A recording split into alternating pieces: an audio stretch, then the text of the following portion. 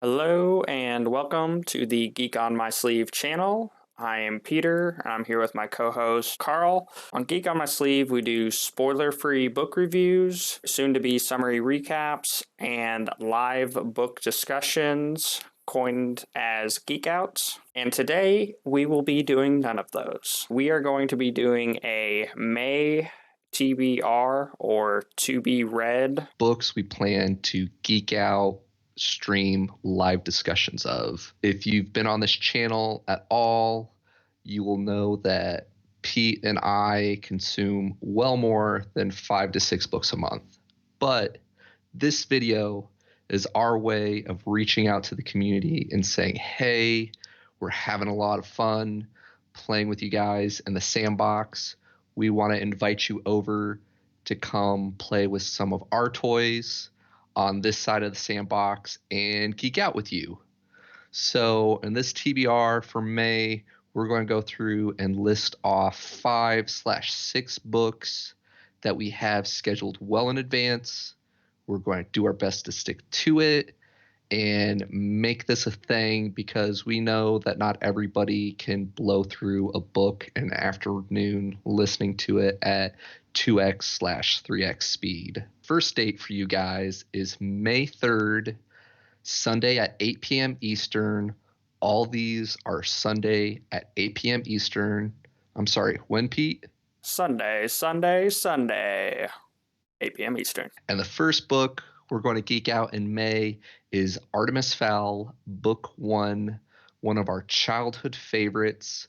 We already got the spoiler-free book review up. And yeah, at the end of May, Disney is supposed to be releasing a live-action film for Artemis Fowl.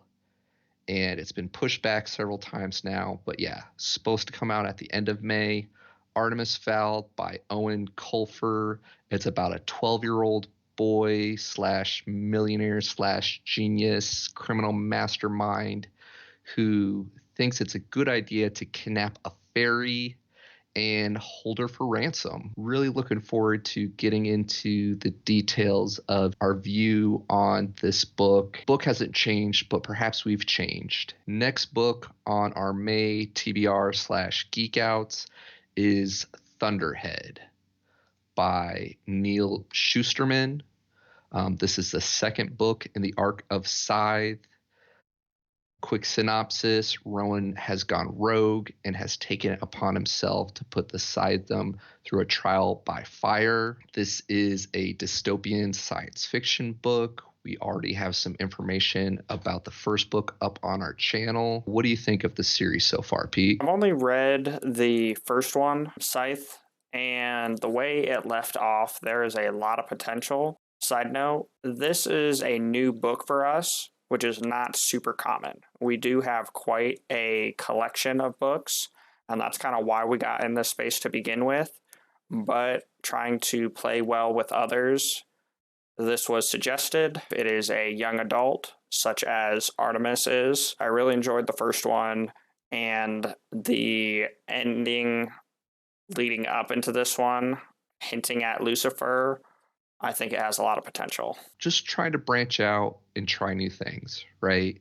If people in the space have suggestions, really enjoy a book, even if it's not our flavor, we're going to give it a shot. Like you said, we have read / listened to a lot of books, and most of our favorites we listen to more than once. Like when we get ready for a Geek Out stream, it is very, very rare that we've only listened to the book once. Typically, we listened to it right when it came out. We enjoyed it. We're ready to geek out about it.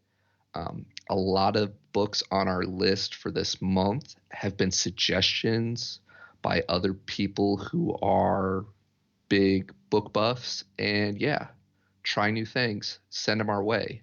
The next one, though, for May 17th, Dungeon Lord is, tribute to one of our favorite upcoming genres, lit RPG. First one, Artemis Fowl, kid-friendly, young adult. Second one, Thunderhead, yet again, young adult. A little more introspective or gets you thinking.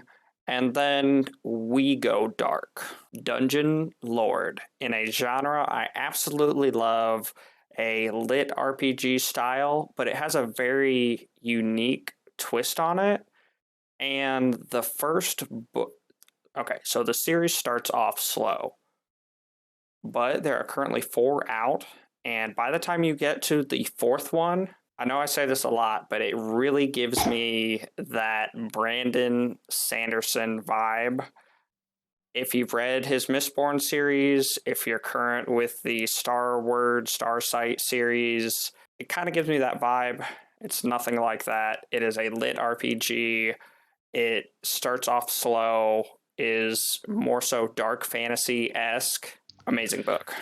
It's got that old school D&D feel too, right? So Dungeon Lord, The Wraith's Haunt, book 1 by Hugo Huesca. Out of, all the other books up here, they're very well known. A lot of them are in 100,000+ reviews on Goodreads. This one's not as well known, and we feel like it should get a little bit more spotlight because it's good, right? I would say it's even one of my favorite lit RPG series out there. Yeah, so the other books we're doing, Playing Nice on the Sandbox, this book is for us. Yes. Jeff Hayes, if you're listening, huge fanboy. I've seen you on Sound Booth Theater Live. Yes. I'm jealous of your box and the way that you Yes. just transition between voices so fluidly. Very amazing voice actor. Absolutely. So number 4 on the list, May 24, The Way of Shadows, Night Angel trilogy. I've seen a lot of. A good friend suggested it. Say, hey, you pick this up and read it. I'll gladly reread it with you. So challenge accepted. A lot of our other friends on Goodread have read it or marked it as to be read. And yeah, The Way of Shadows, Night Angels trilogy, May 24th. Last for our TBR of May / upcoming Geek Out streams, the Throne of Glass series. May 31st, again, Sunday, 8 p.m. Eastern, there is book 0.1 to 0.5, contains all 5 novellas, The Assassin's Blade, and then book 1 of the series, which shares the same title, Throne of Glass by Sarah J. Maas.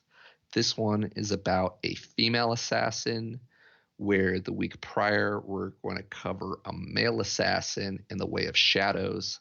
And I think it could be very interesting to kind of compare and contrast the two a little bit, doing Assassin's Week back to back. But yeah, Throne of Glass is a very popular franchise that we haven't gotten into yet. It has over 500,000 ratings on Goodreads. So there's probably already a lot of people in this space who have read it, and we'd love for you to come out and geek out with us on it. Another one suggested by a fellow booktube friend, bookworm, etc., etc. Book enthusiasts, bookworms, and apparently there are book dragons. And so a bookworm goes through the book and reads it and consumes it. Apparently a book dragon, unless I've completely missed my guess, just consumes so much literature. Book dragon, I'm not sure if it's like, hey, I enjoy books about dragons and I misread it, or if a book dragon is a bookworm who went from a caterpie to a butterfree and is now a dragon. Can you claim yourself as a book dragon? Because we don't just wiggle our way through the pages. We go through and we read, re-listen to it time and time again until we absorbed their powers and catch all the foreshadowing and play in the realm. May 5 books to behold, 3 of which are first reads, which will not be our only read, but new to us. Technically 6, because we're probably going to include the prequel for the Throne of Glass, because why not?